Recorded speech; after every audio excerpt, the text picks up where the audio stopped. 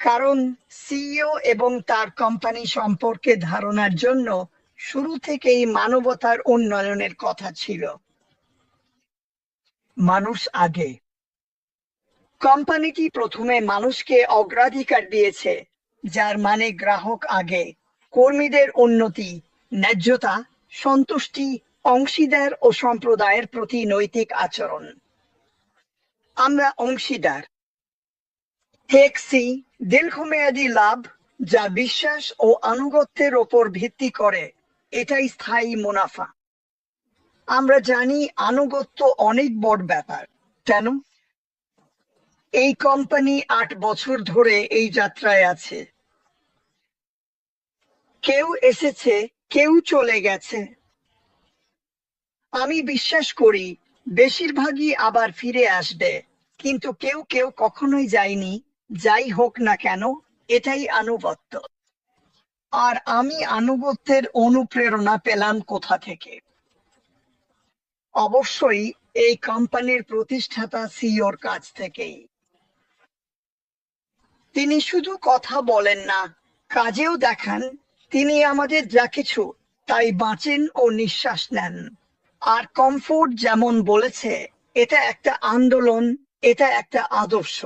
আপনি চাইলে খুঁজে দেখতে পারেন যেসব কোম্পানি মানুষকে আগে গুরুত্ব দেয়, এবং আমি এটা খুঁজে দেখেছি, সেই সব মানুষ যারা যেসব কোম্পানি মানুষকে আগে গুরুত্ব দেয়, তারা শক্তিশালী সম্পর্ক ও ব্র্যান্ড আনুগত্য গড়ে তোলে এবং শীর্ষ প্রতিভা আকর্ষণ করে। আমি এটা কিভাবে জানি? আমি এখনই শীর্ষ প্রতিভার মাঝে আছি, আর আমাদের সংখ্যা হাজার হাজার। আর অন্য কোনো কোম্পানিতে হলে সম্ভবত মিস্টার কলিন্স মানাবা উহো কমফোর্ট তাদের প্রাপ্য আলো পেতেন না।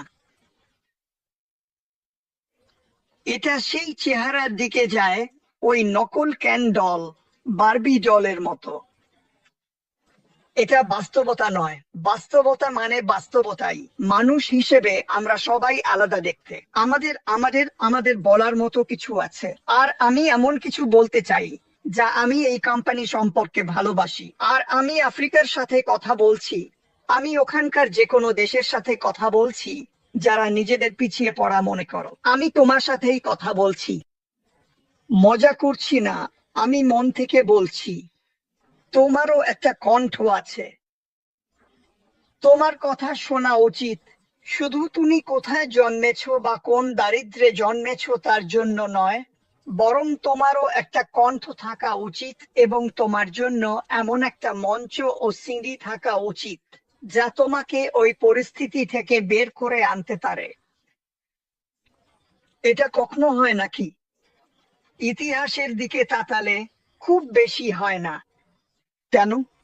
কারণ কোম্পানিগুলো আগে মানুষকে গুরুত্ব দেয় না। তারা তারা আসলে দেয় না। এটা এটা এটা যুক্তিসঙ্গত নয়। তারা ক্ষমতার পেছনে ছুটে। তারা কত টাকা উপার্জন করতে পারে, তারা কতটা দাম নিতে পারে এমন কিছুর জন্য, যদিও সেটা আসলে এতটা মূল্যবান নয়। তারপর নতুন কেউ আসে, যেন শহরে নতুন শেরিফ এসেছে।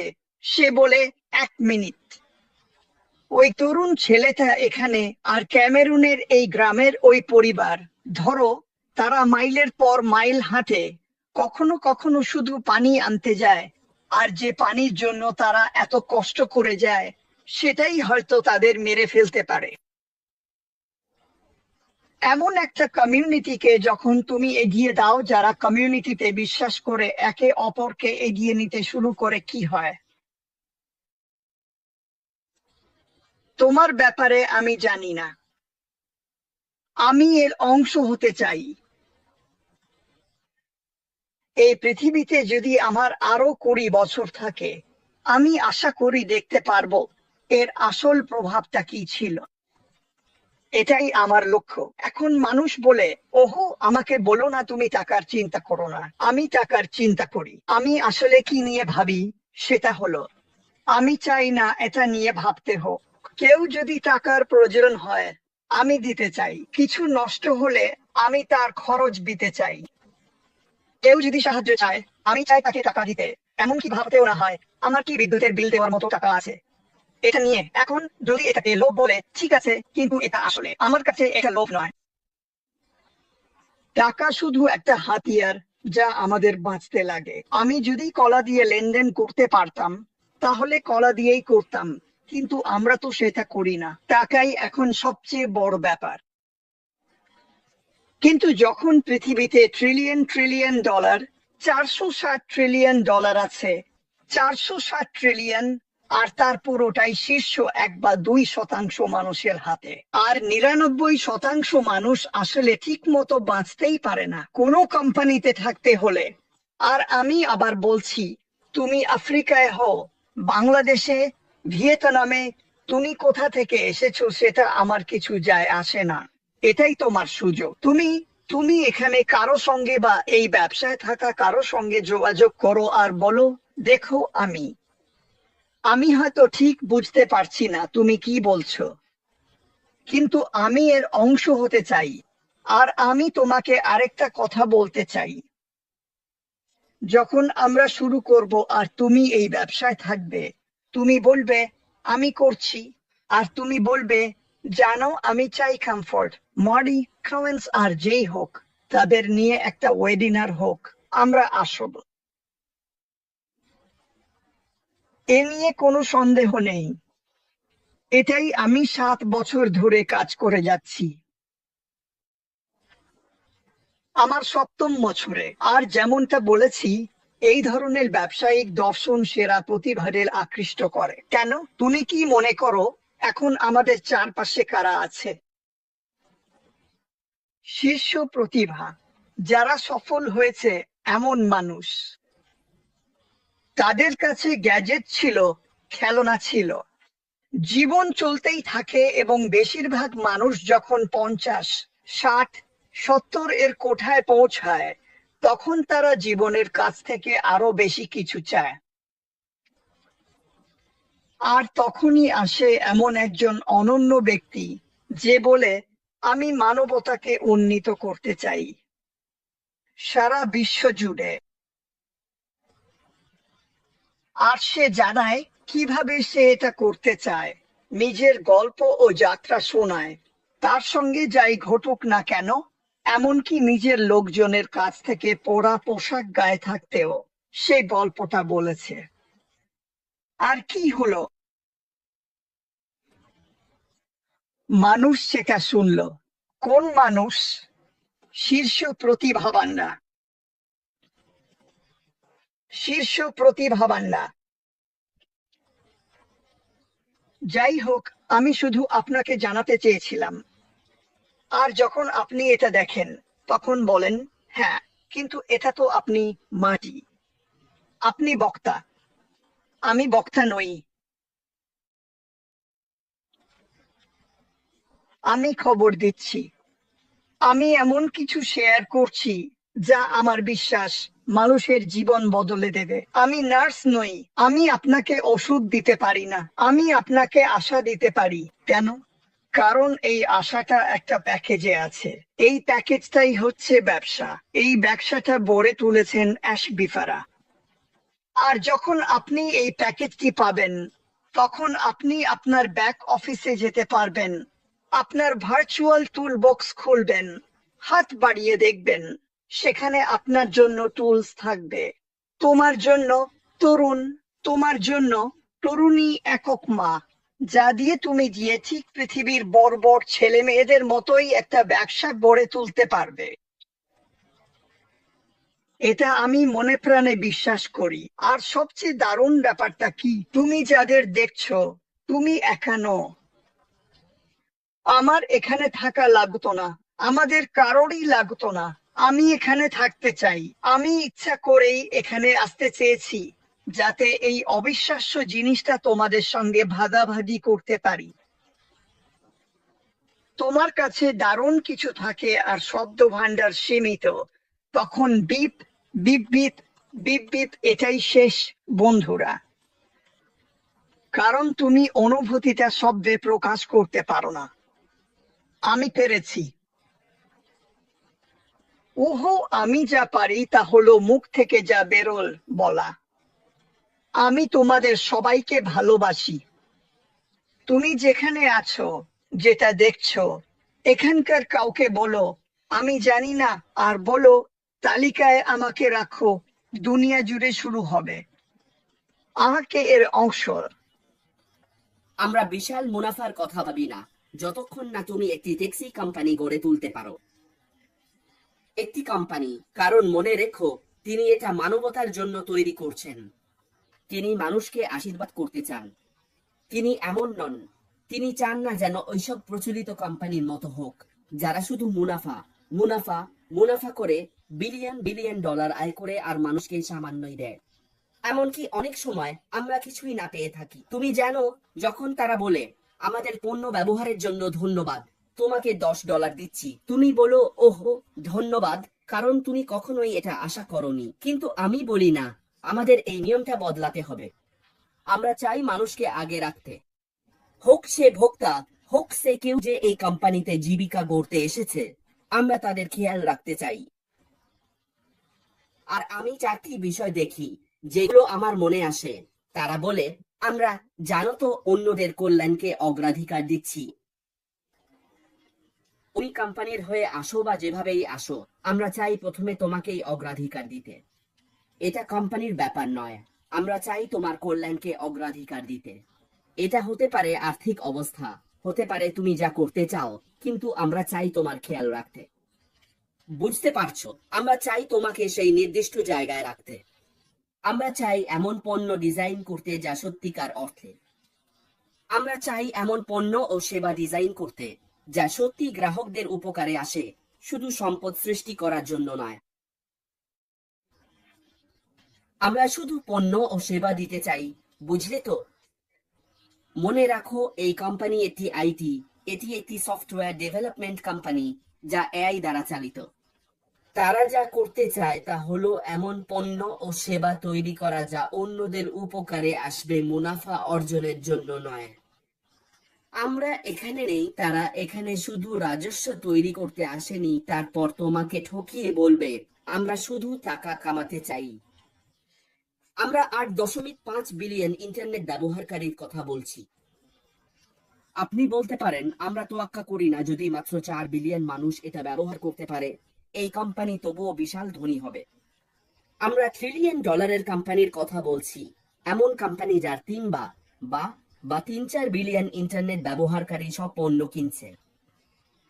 তারা ট্রিলিয়ন ডলারের কোম্পানি। আমি বলেছিলাম এটাই আমাদের উদ্দেশ্য নয়। না, এটা আমাদের উদ্দেশ্য নয়। আমরা শুধু আপনাদের সেবা করতে চাই। আমরা আপনাদের এমন কিছু দিতে চাই যা আপনাদের উন্নত করবে, যেখানে আপনারা আমাদের ব্যবহার করে এগিয়ে যেতে পারবেন। আমরা আপনাদের জন্য একটি প্ল্যাটফর্ম, উন্নতির প্ল্যাটফর্ম দিতে চাই। আমরা এখানে আপনাদের কিছুই না বানানোর জন্য আসিনি। আপনি যখন লেভেল 1-এ আসেন, আমরা আপনাকে লেভেল 0-তে নামিয়ে দিই, এটা আমাদের উদ্দেশ্য নয়। আমরা চাই আপনি যখন লেভেল 1-এ থাকবেন, তখন আমরা আপনাকে লেভেল 10, 20, 15 আপনি যেভাবে দেখতে চান সেই পর্যন্ত নিয়ে যেতে পারি। এটা সম্পদ সৃষ্টির ব্যাপার নয়, কারণ আমরা মাঝারি, ছোট এবং বড় আকারের কর্পোরেশনের কথা বলছি। তারা পণ্য ও সেবার খোঁজে আছে এবং যারা শুধু নিজেদের ব্যক্তিগত কাজে ব্যবহার করতে আসছেন। আমরা আমাদের ব্যক্তিগত জীবন, ব্যক্তিত্ব নিয়ে কথা বলছি। এটা ব্যবহার করুন এবং তারা এসে বলতে পারে ধন্যবাদ, আপনি জানেন এসেছেন। আমি যখন ব্যাংকে যোগ দিয়েছিলাম, আমি বলবো না এটা যুক্তরাজ্যে, কখনোই আমি এটা দেখিনি। কখনো কখনো বা বছরে একবার তারা আপনাকে বলবে, কলিন, আমাদের বিশ্বস্ত গ্রাহক হওয়ার জন্য ধন্যবাদ। তারা আমাকে প্রতি বছর 100 পাউন্ড দেয় এবং আমি বলি, হায় ঈশ্বর, আমি তো শুধু তাদের সেবা নিতে এসেছিলাম, আমার টাকা ব্যাংকে রাখতে এবং তাদের পণ্য, তাদের সেবা ব্যবহারের জন্য করে দিচ্ছি। কিন্তু যদি কোনো কোম্পানি আপনাকে বলে ধন্যবাদ আমাদের ব্যবহার করার জন্য, কতগুলো কোম্পানি আছে আপনি ঘুরে দাঁড়িয়ে বলতে পারেন, আপনি আমাদের বিশ্বস্ত গ্রাহক, আসুন আমরা আপনাকে 50 পাউন্ড বা এই জিনিসটা দিচ্ছি। এটা পুরো সপ্তাহের জন্য আপনার গাড়িতে জ্বালানি ভরতে পারে। আমি এটা আশা করিনি। ধরুন এমন কোনো কোম্পানি আছে যারা আপনাকে বলবে আমাদের পণ্য ও সেবা ব্যবহারের জন্য ধন্যবাদ। আমি সবসময় আশ বাফারার কথা ভাবি। আমি যখন এটা দেখলাম তখন বললাম, এটাই আমি করতে চাই, আপনাকে ধন্যবাদ জানাতে, কারণ আপনি আমাদের বিশ্বস্ত গ্রাহক এবং আপনাকে সহজে ব্যবহার করার সুযোগ দিতে চাই যাতে আপনি নিজেকে আরো উন্নত করতে পারেন এবং আপনার জীবন ও পরবর্তী প্রজন্মকে আরো ভালো করতে পারেন। শুধু আপনি ব্যক্তিগতভাবে নয়, সেই কোম্পানিটিও যারা এটা ব্যবহার করবে তারা আর অতিরিক্ত কর্মী ছাঁটাই করবে না। তারা লাভজনক হতে পারবে। সফটওয়্যার এটা সস্তা নয়, বরং ব্যয়বহুল। যারা যারা অনেক কোম্পানিতে কাজ করেন, আপনি খালি হাতে কাজ করেন না, বা আপনি একটা খাতা নিয়ে আসেন। আপনি খাতায় মানুষের নাম লেখা শুরু করেন। আপনি সফটওয়্যার ব্যবহার করেন। সেই সফটওয়্যার সস্তা নয়, সেই কোম্পানিটি সেই সফটওয়্যারের জন্য টাকা দিচ্ছে। এর মানে তারা নিজেদের ডিজিটালি উন্নত করছে যাতে তারা তারা তারা আরো দক্ষভাবে ভালোভাবে কাজ করতে পারে। ধরুন এমন কোনো কোম্পানি আছে যারা আপনাকে সেই সফটওয়্যার দিতে পারে যেটা আপনি ব্যবহার করছেন, আর আপনার কোম্পানি বলে, আমরা এটা বহন করতে পারি না, আর তারা আপনাকে সেই সামর্থ্য দিতে পারে যাতে আপনি উৎপাদনশীলতা বাড়াতে পারেন, খরচ কমাতে পারেন। আপনি কি না বলে দেবেন, এই কোম্পানিটি আমরা বলছি, যেটা তৈরি করেছেন, যেটা গড়ে তুলেছেন উনি, মানে মিস্টার অ্যাশ বাফারা, আর এটা এআই দ্বারা চালিত। আপনি জানেন আমরা এখানে এমন দীর্ঘমেয়াদী সিদ্ধান্ত নেওয়ার কথা বলছি যা কমিউনিটি ও পরিবেশের উপকারে আসবে, এমনকি তার জন্য স্বল্প মেয়াদী লাভ বিসর্জন দিতেও হলেও। আমরা যে কোম্পানির কথা বলছি, মিস্টার অ্যাশ বাফারার কোম্পানি, সেটি কমিউনিটি ও পরিবেশের উপকারে আসবে, এমনকি তার জন্য স্বল্প মেয়াদী লাভ বিসর্জন দিতেও হলেও। মিস্টার বাফারা লাভ নিয়ে চিন্তা করেন না। তিনি তিনি তিনি লাভ পছন্দ করেন। তিনি একজন মানুষ। কিন্তু তিনি বলেছিলেন, ধরুন আমি আপনাকে এমন কিছু দিতে পারি যা সত্যি পরিবেশ, কমিউনিটি এবং পরিবেশের উপকারে আসবে, এমনকি তার জন্য আমাকে লাভ বিসর্জন দিতেও হলেও। মিস্টার বাফারা প্রতিটি পণ্যের জন্য বলেননি, আমি শুধু টাকা কামাতে চাই। তিনি মানুষের মুখে হাসি ফোটাতে চান। তিনি Papua New Guinea, Africa, Bharat এইসব জায়গায়ও হাসি ফোটাতে চান। তিনি বলেছিলেন, আমি জানি আপনি কষ্টে আছেন, কিন্তু আমি আপনাকে এমন কিছু দিতে চাই যা আপনার মুখে হাসি ফোটাবে। আমি এই সামান্য লাভ বিসর্জন দিতে আপত্তি করি না, যদিও এটা অনেক টাকা। তিনি $1 ট্রিলিয়ন কোম্পানি হতে পারতেন। তিনি বলেছিলেন, আমি এটা দিতে চাই শুধু হাসি ফোটানোর জন্য। আপনার হাসি আমার হাসি। আপনি কাঁদলে আমার হৃদয়ে ব্যথা লাগে। আপনি জানেন একটা কথা আছে, তিনি বলেছিলেন, আমার সন্তানরা যদি খেতে পারে আর অন্যদের সন্তানরা না পারে, তাহলে আমি যেমন আছি তার চেয়েও গরিব মনে হয় নিজেকে। কিন্তু যদি আমরা সবার মুখে হাসি ফোটাতে পারি, তাহলে আমি আরো ভালো, আরো ধনী বোধ করি। আপনার কি লাভ হবে যদি আপনি হন সেই একচক্ষু মানুষ, রাজ্যের একচক্ষু মানুষ? যদি সবাই একটু একটু করে পায়, তাহলে কেমন হয়? আমি সবসময় বলি, এই কোম্পানিতে আমার কি লাভ হবে যদি আমি কোটিপতি বা বিলিয়নিয়ার হই আর সবাই শুধু সামান্য কিছু পায়?